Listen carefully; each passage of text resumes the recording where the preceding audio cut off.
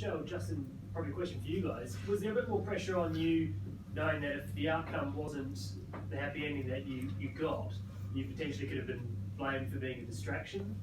I've worked with the All Blacks for the last 5 or 6 years, and so built up a ton of trust. Obviously, you don't get to do something like this unless you've proven that you're not going to overstep the line or distract.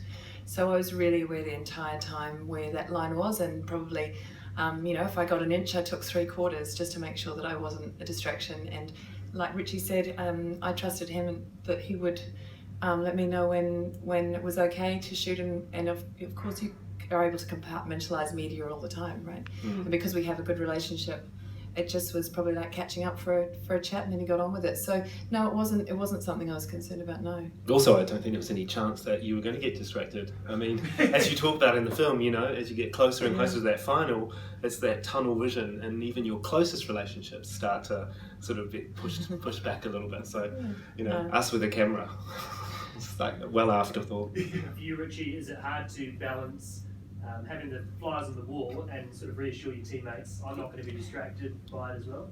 I think they knew that was going to be the case, and as Michelle said, pretty used to having there's media around most trainings you go to, so it's no different just having those guys there as well, and I made sure that it wasn't for everyone to see as well.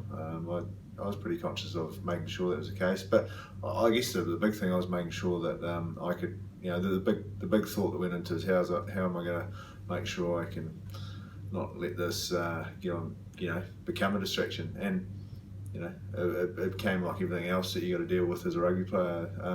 You're right on the field, you can deal with these other things.